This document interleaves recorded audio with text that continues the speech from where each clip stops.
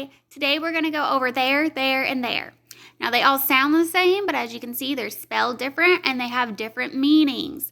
They're pretty tricky. Even a lot of grown-ups still get these mixed up, especially if they're in a hurry and not thinking about it when they're typing. So I'm going to give you what they actually mean and a few little pointers on how to keep them straight.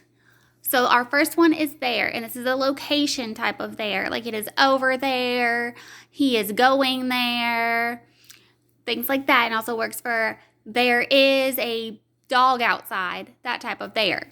Now, the easiest way to remember this one is since it is the location one, it has the word here in it, and that is another location word. So we have here. And where is another location word that also contains here. So just remember, if it has the word here in it, it is the location type of there. This there, as you can see, is a contraction, so we know it was two words that are smushed together. And those words are they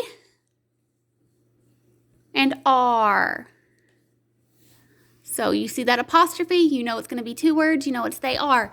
A good way to remember this one or know if you need to use this one is to just see if you replace there, if you replace it with the two words they are, if it still makes sense. If it still makes sense and it doesn't sound silly, then you know you need to use that there. So for example, they're going to school. Okay, if I said they are going to school, it still makes perfect sense. So we know that is the correct there.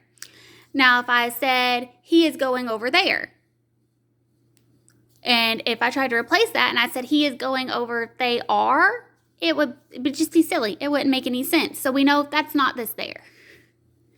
And then if I tried to say it as this one, this is the possessive there.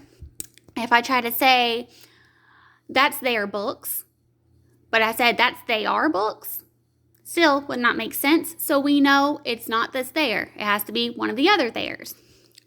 So that's an easy one. If it works for this, if they work for the same, if they're interchangeable, then you need this there.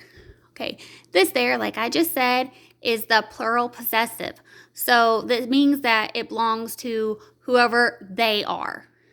So it could be people or animals, just whoever your they are.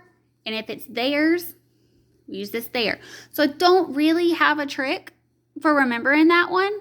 I'm sure somebody does, and if you do, and if you want to comment it and let us everybody else know so we can start passing that along, that would be great.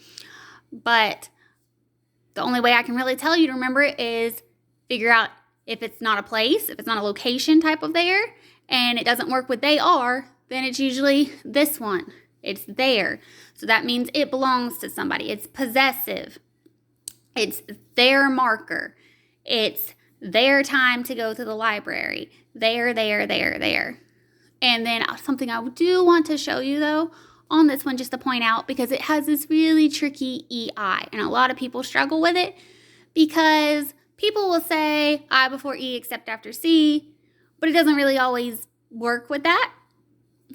So as you can see right here, this is no C, but it is an E before an I.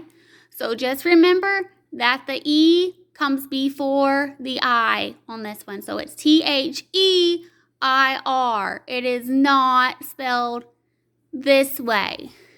Okay, we're not doing that. Usually when you have that, this would make kind of an E noise. So that would be like deer. So let's just avoid that one, okay? And I only point that out because I've seen a lot of little kids get confused on it, and again, even some grown-ups, and misspell it that way. So I did just kind of want to let you know to be careful on that and make sure it actually has the word the on the first part, then add your IR.